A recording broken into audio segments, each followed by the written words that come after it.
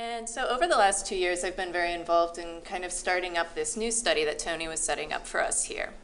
And I'm going to talk a lot about the activities that the children will actually be doing and the teenagers and young people will actually be doing when they come in. And as Tony defined, a lot of these activities are supposed to measure executive function. So these are things that we actually use every day, and we might not even realize it, for things like planning, or when something comes up in your life, figuring out how you want to act or respond to that. And again, particularly because of this anxiety component, we're really interested in looking at the interaction of this with positive and neutral emotions, as well as, just neutral situations. So a neutral situation might be something like these circles up here. They don't really have any emotional content, whereas obviously these faces do. And in addition to those activities, we have a few new technologies, well, new to us, that we're able to incorporate into the study. So one of the ones I'll be talking about a lot are these ERPs that we can use to examine the actual brain signals that the children are having while they're completing these activities.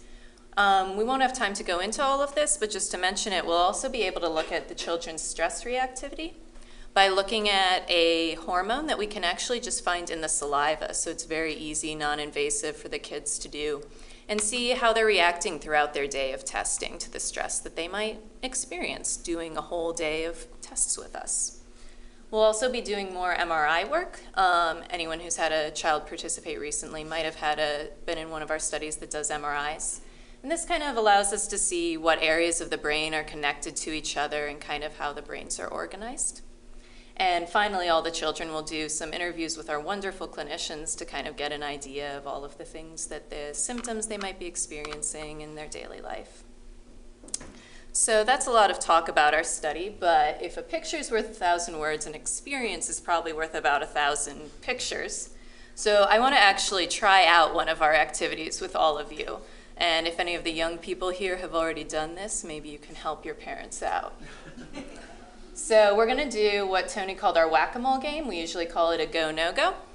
And so here we kind of tell the kids is you have a garden and there's this mean mole who wants to dig up your garden. So you want to clap. They actually press a button. But for you all, I'm going to have you clap whenever you see the mole. And he'll appear in different disguises. So clap no matter what disguise he's in. But you don't want to squish your vegetables. So do nothing if you see a vegetable. All right, let's give it a try.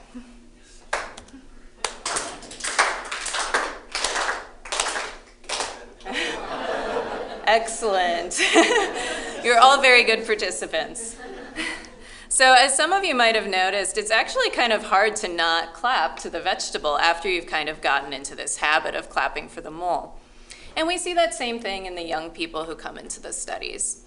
And so participants who have trouble with that throughout the course of this task might have trouble with the term that Tony defined earlier of cognitive control or mental flexibility. And as he said earlier, one thing, now this is actually in 7 to 14-year-olds, and just so you all know, especially if you're considering participating, our new studies for 12 to 18-year-olds. So in our typically developing participants, they actually, the more moles they see in a roll, they're actually able to kind of improve their performance. Whereas we don't see the same effect in the kids with 22q. So another version of this we're going to be doing now, which we've done a little bit of pilot testing with, is looking at the same thing but an emotional version. So here we might see participants who can resist the urge to press the button for the moles and veggies situation but might have more trouble for emotional faces. So I kind of think of this as if I'm driving, I might be able to execute my beautiful driver's ed 3-point turn most of the time, but if there's someone angry in the parking lot who's really waiting for that spot, it might turn into more of a 97-point turn. So angry faces might be mildly stressful for me or for the participants, especially our anxious participants. And this might cause them to have more trouble with this activity. Now, on the other hand, one thing we've kind of seen in the past, so again, these are younger kids, 7 to 14, is that this is a little bit tricky to read, but the dashed lines are actually when they were just seeing happy faces, whereas the solid ones were when they're seeing angry faces. And it actually looks like in our kids with 22q, they're getting a little bit of a boost from the angry faces. So it might be in this particular case that's sort of having a motivational effect on them.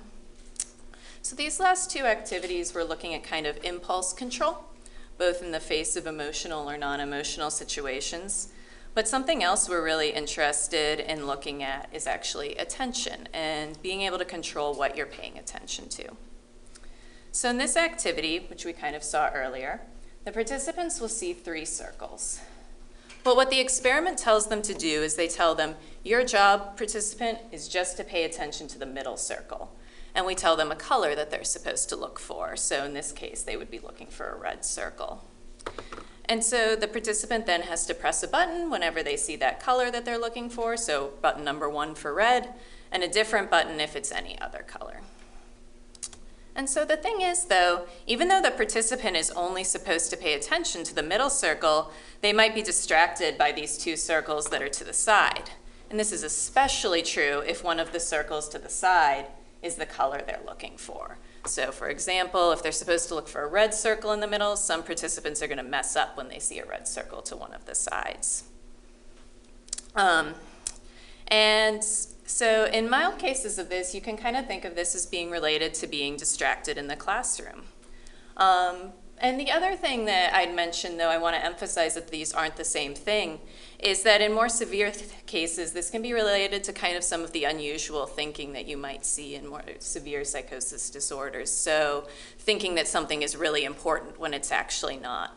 But again, I mean, every child will be distracted in a classroom at some point, so not exactly the same thing.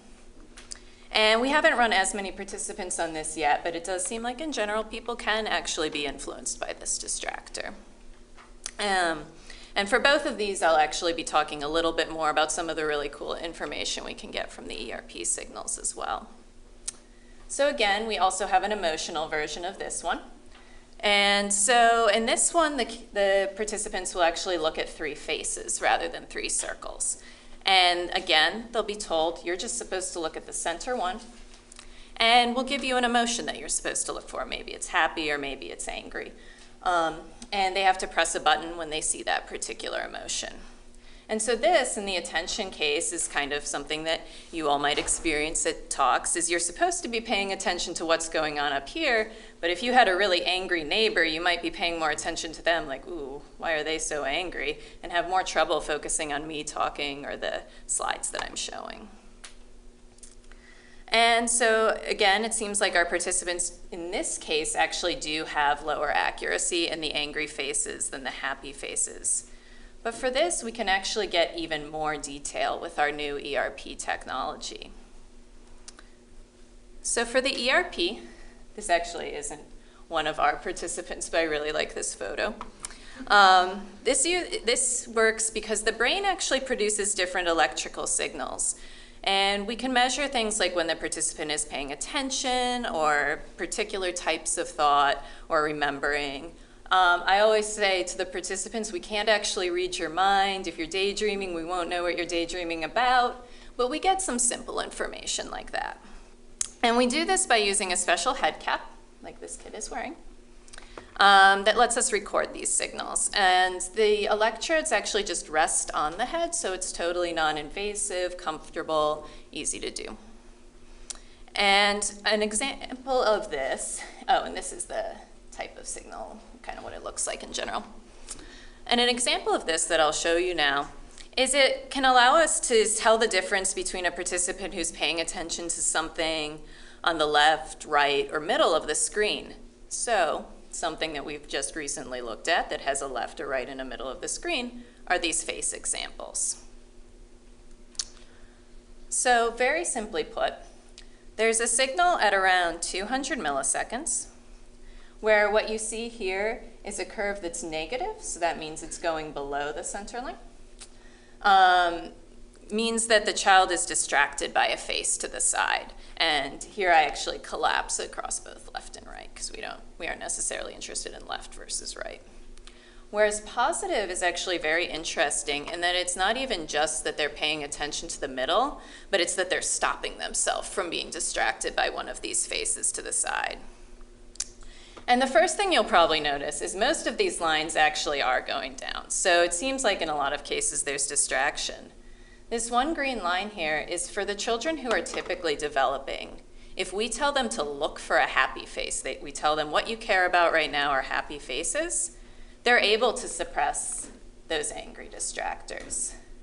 However, in our children with 22q who have come through so far, it seems like regardless of what they're supposed to be looking for, they're supposed to be looking for happy, they're supposed to be looking for angry, their attention is being drawn to these angry faces. So what we're trying to do with these lab activities is kind of simulate what children might be experiencing in the real world with their ability to resist certain urges or distractions. And the children might have more trouble dealing with these emotional than non-emotional situations. But much like Tony introduced this idea of copers or strugglers, some young people, even those with 22q, may be able to cope well with the emotional stimuli, while others do not. And we kind of want to look at these young people's ability to cope, because we think this could inform kind of what their risk is, or also strategies for intervention in the future. So I, of course, want to mostly thank all of you, because really this research, this study would not be possible at all without you.